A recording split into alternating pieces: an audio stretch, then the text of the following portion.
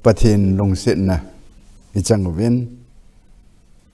tuniyan phat kizen ta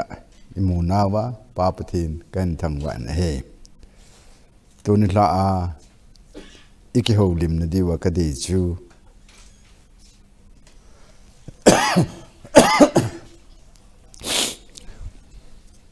ta sa dammo vi sin ho them khat kan nei ji in bu si ka bijin abui le abui yong le abui dung ju ya iki man cha di humai tan te naki ko now to kitu in jonun ti hi Christian Ocean head ding ta san o men hi je FSC bungli chang khat na hi pathin thu ga simu hite FSC bungli chang khat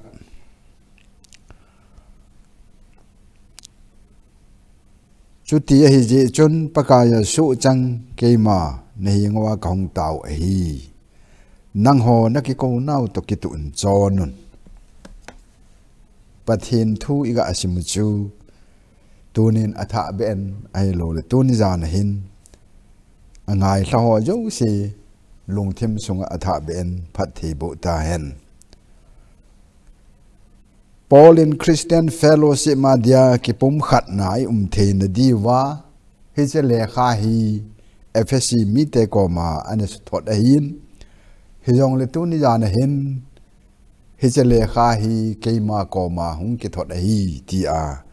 angai jo sin ikipom divin ade umin he tuna hi se no mu chu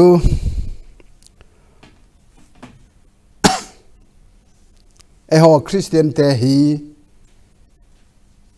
ikiko now hi ipiham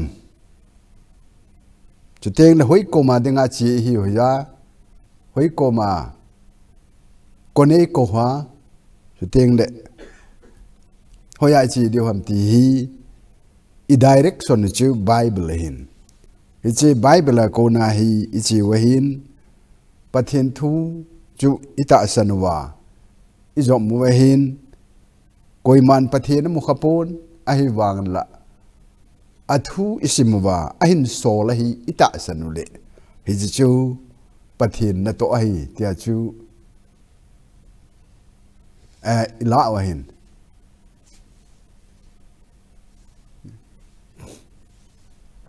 Jan bra ai le tu hin service ball thu aga aksei ta han nang le ta sam hi mi ven e ho hi I bon cha ke wa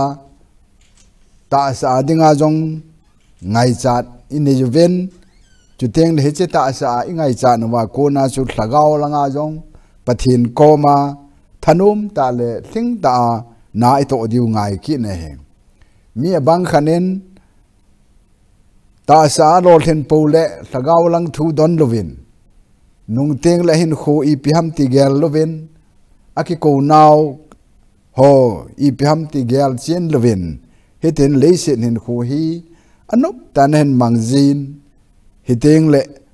pathin lung han na achung ahung chu ji na he te ka khanin service bola ki ko ho hi ni ama appointment dung ju ya na to nga jin he service achu kayong service kana bolin ka service bolajin service chu kahin mi thunoya kom ding kon omen chu teng le kay nuya mi thu mi ahung ding kum jong chu ahung thowen hede chun a situation dung zui la phat dung zui jen thil ho hi ahung ki khel le ji nei pathin I ho na wa hin e ho hin abang teng le lit po in de jiven lalding in de jiven hiteng le pathin din mun pathin chan ai lo le pathin dignity chu hel in go jiven pha in go jiven he che hen pathin to ikika uchu ai lo le ikiko now pa hi itiam khanen ahung boy jin pathinin ko hile akilit sa ho akineu sa hilo akilit sa ho chu asan pi luahin ya chu ko hele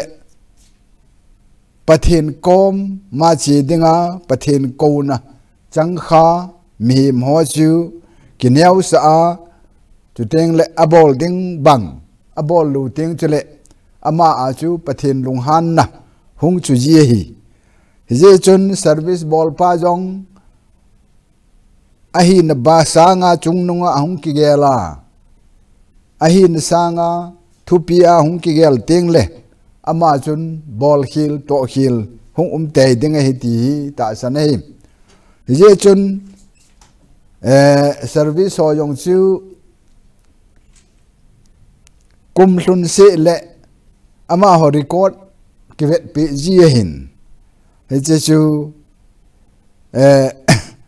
he che record dung ju ya chu ama nun lekhan achon dan a service bol dan ho chu maintains ki bola anahin civil service awang chun che hi thupi be se pon a hi wa army awang khun discipline service hi ta ji chun a thupi le jengen gam lata ko na isap khat ham iga mu a salute iga bol lu jong le a cheong chu record a bol the ju ne e man ipiong he phapun ti ai gel wanga ai wanga aman he che sap pa chun khu che khun tu jing ka ai lo le tu ni la hin salute e bol tapoi discipline negligent boli ti a ichunga mi ho ko ma ga lut the e hitabang chun chon dan khan dan ki ko dan thil tam ta pi cho men he cho ho dong ju ya chu a i chon the ya hi le anu min chu teng le lo thlen na jong ai ji ti hi su mil lo ding na phai e ho le set mi him te hi chon dan khan dan tam ta pi ne ju ven ichon dani khan dan betula yen mi hi ku kite ga kitele ku kite la jong hen boina tam ta piom tan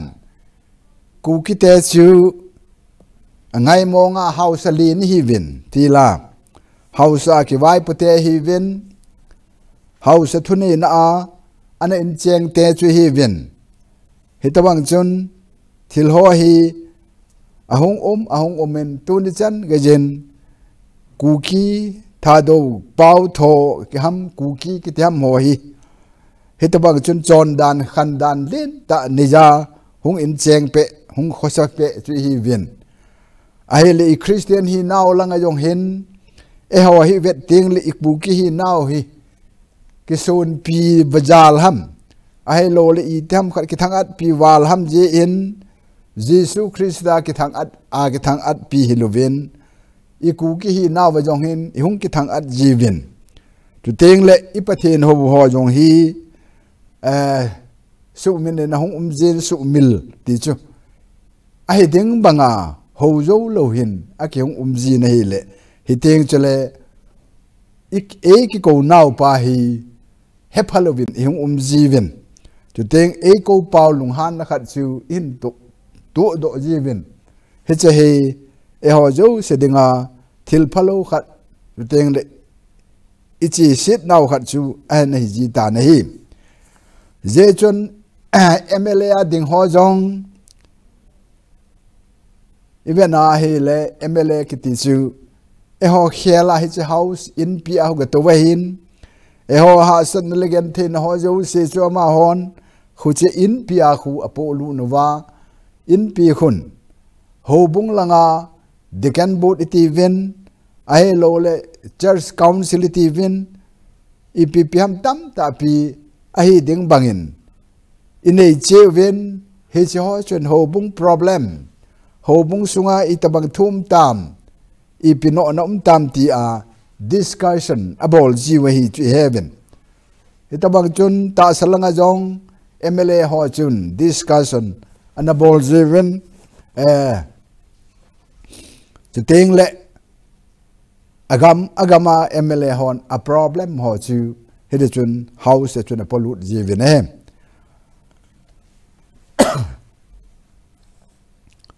cho họ chú tâm xây bông cái tiếng à gì chú họ hay Christian hi ven i Christian hi na và e câu nào to kí tụ in cho nó hết tì hi cái xây nôm gì in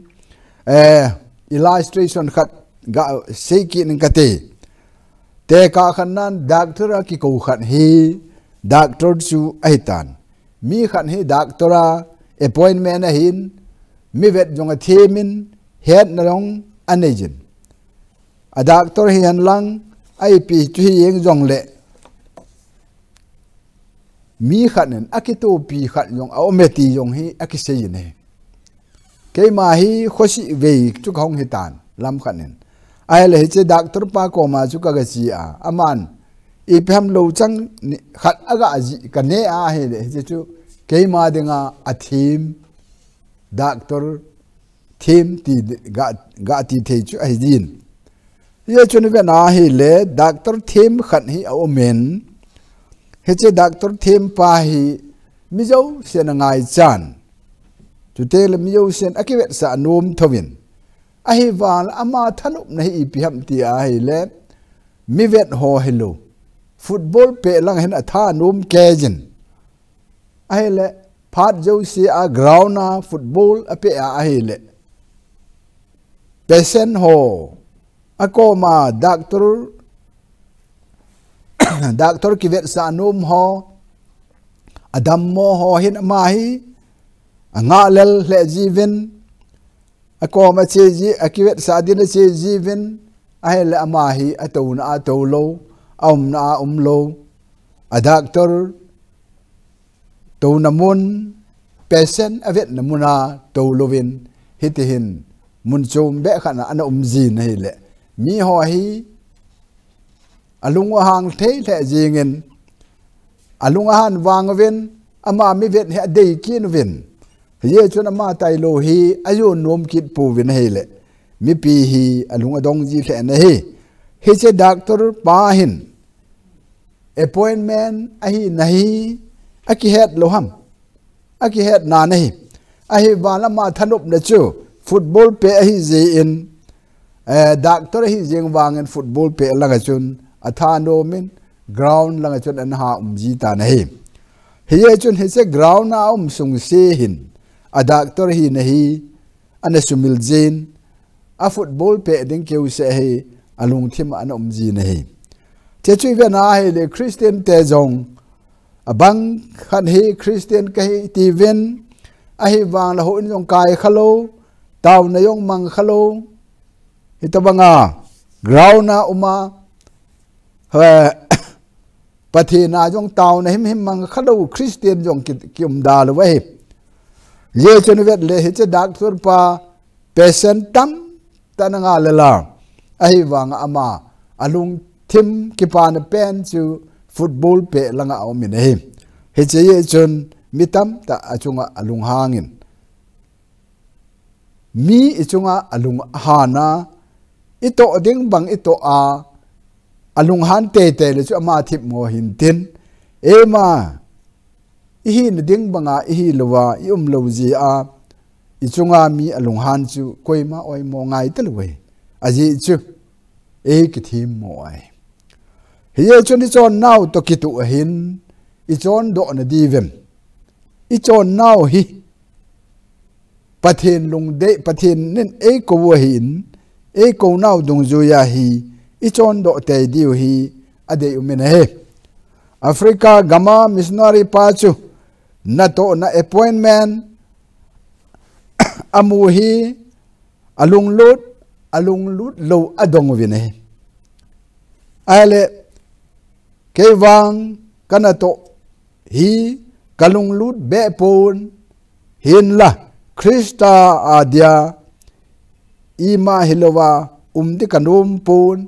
nop leda kibanga hichena hi kato hi ti chun anasei nei Krista ngai lut na nei lowa na tong ho chu ipi phachum nan tem te ka khanin tha igoya hi le tunin kalo hong konin ka ho na hong konin ai lo le che nei bol pe in ka in nei sa pe in ti a mi igoya ai le nilha teing asum san ding jat iseyin agreement akinejen akitong nei mi milung di ho milung pha ho chu ivena ai le ama hon ke hi sum lo di se ka hi pon hi se ka to pi pa ka to na pa hi e ngai cha de e de hi ama na tong ding akin bol dinga e de hi je in ana ka to hi phat ke chan tong hloming ka ti chun anagel ji ne hi cha Africa gama missionary pa wang hin ivena hi le pathin thu chu keman lung lut na be se chu ka nei pon a hi wal mihim khat hi na a hi lo le Christian khat hi na ka chi pu we ti chun a sejin a hi le pathin lung hlai na chu ama chunga chan om be se pui ti chu he ne lang khat lang chun James Calvert kitipa hi England missionary a hin 1838 komen hing ne kiti ho a hing sana mi ne ho ko ma khun ama hi anasol do ta vine anachi ta ne ama thu a chi hi koi ma sol he pui a hin ko nga a chi na wa chun kong captain pa kong tol pa hin a hlun ding kon lam wa hin hi chi James ko ma hin a sei ta ne nang ho hi hing ne gama chi ne heaven pathin hello heaven mi him jong lung sit na nei lo heaven na hing changa na ne di wa hi anati pi bin ai le che chun achi ho a lam ka James Calvert chuni pi sei ta me ti le ke ho pakaya dinga akipedo sa ka heaven e hing hoi le ma ho thu hin ten e ne chai le ma ho thu hi tan ti pathin ne hu nom le e hu ven ten e hu nom lo le ama ho thu hi tan ti chun anadon bu na vin he hi che chu ai akiko lo na pen ta uma akiko banga na tong num ho chu hi tawang chun thu sei do ven na yong atong do jo ve ti hi aki he na hi ye chun ma hon akile kid diu akile kid lo diu chi ma cha kho asat ta pu vi a kho sa pen u chi pm ti le hi che hing ne ho chun i tele pathi ne he do ven pathi na hen ho thei di vem ti chu ama ho boina he ka thidem ka hing dem ti chu ama ho boina he ta pui hi ye chun so pite ho leiset hin khu inei sung wa hin pathin e to sa nu mu ipiam i in chen i khosa na diu chu gospel look gospel lang Matthew bungup lang chu vet ting le in chen khosa na a lung kham lo ding ne le don zia lung kham lo ding ni le pon zia hita chu ki sa la lo ding lung yin lo ding ti thu an sejin a hi van la zona pena a sei dom pen chi piam ti le amma sa penin a leng gam le a zon phat na hol masavin ati ne a leng gam le zon phat na hol masalo ho dinga chu hi se facility ho hi khat jong lo he ti hi het ngai ki ne pathenin all mo nang ho lung kham hi win ti chun John bung som le bung li na chun sejin ai le che lung kham lo hi len ni sen ki mom man lang pathen ka howe ki ti yong le ipi phachum ding pathen jong ho lo ai lo le mi him de ya jong chon lo hitabang mi ma hoyong su dam lai ni khu so ta nei lo jong a go mi ti wi ne a hen pathen de lama ki mang cha pathena ki pe mi ho a he lo le amasa pena alengam le achon phatna hol masa akise mihim khat jong chu dam lai ni kho chom chakhat bo anejin hitabang chun pa kom achi ji tai ti yo isei kin pe ahen la ken ka sei dom pi chui pam ti a le e ki ko naw hi athi nga hin e ki ko naw dung zu ja i chon thei teng le alengam chu i hol masa adiu ngai chula alengam hol lo chun koi ko hi i te het dam je chun ho bung khana pastor khat chan hi kaga vet ki na hi le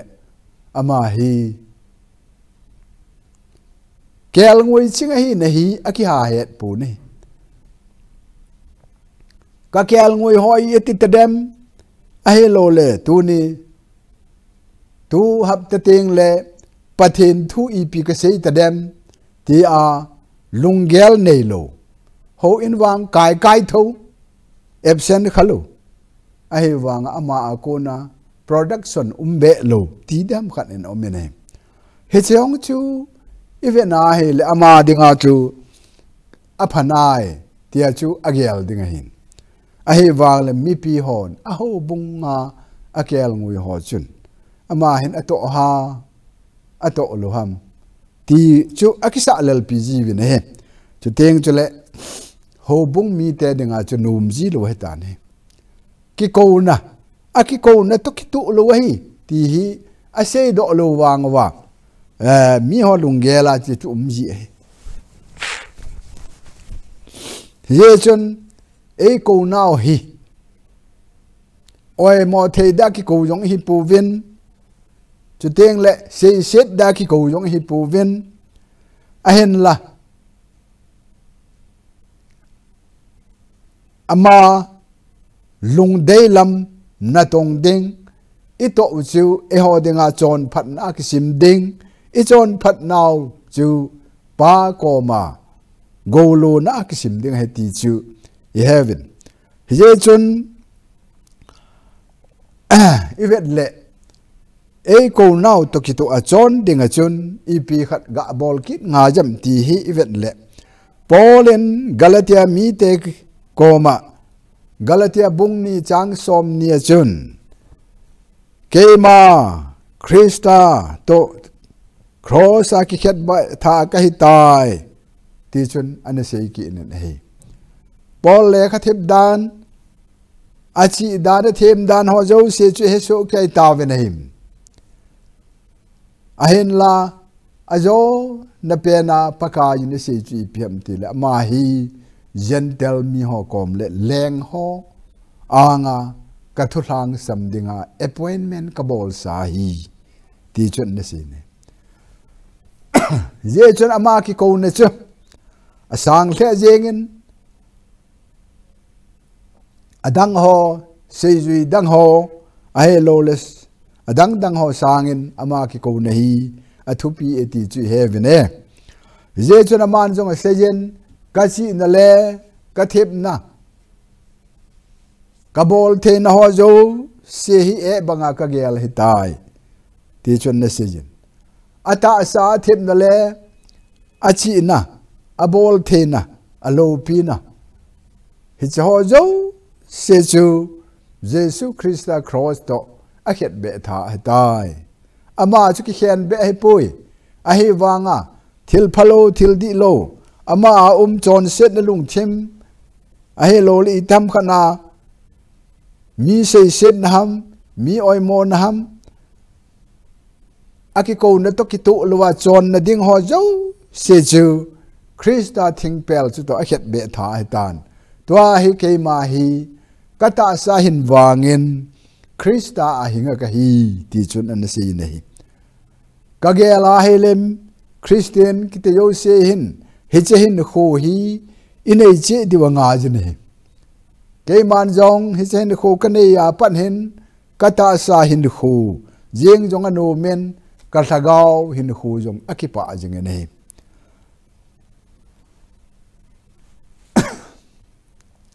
Japan te chu kum jakhat hing ding aki go sau sau wi ne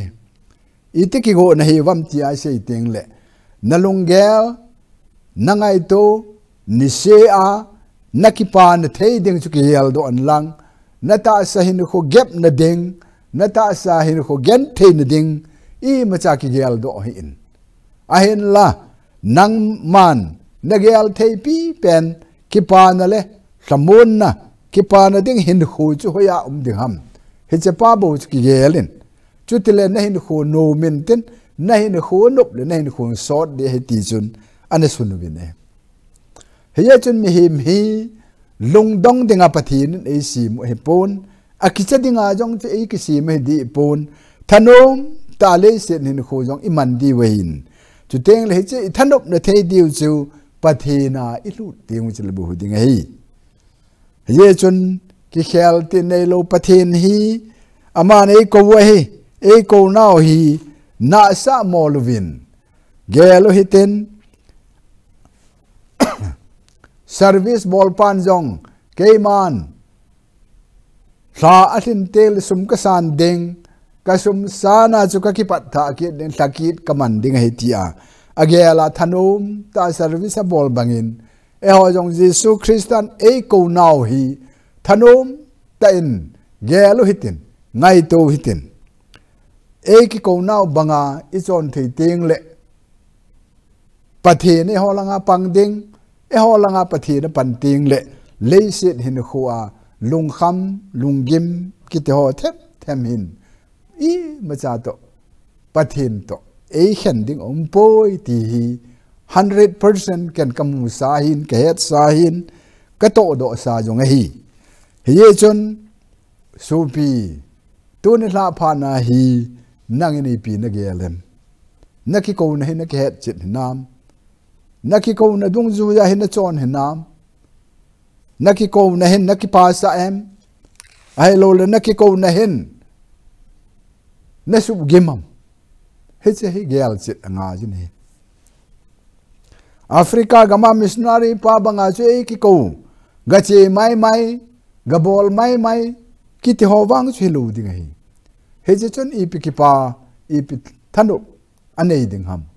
ama chu I ma cha lu ding he ti hi a ki chi ne ne ye chon ka so pi te ho pathe ne nei ko na hi thing ta hin za ta hin nun le khana yong the na nga jin ini ipon jeng yong the na he la min them khat khu che pa khu a standard je me ti be si chula nen de dua thu se ho hin ai lo ho hi I vet na an min I vet yong le ki tu lu bai ai le ke man thu kan se hi ka sei tam wal tan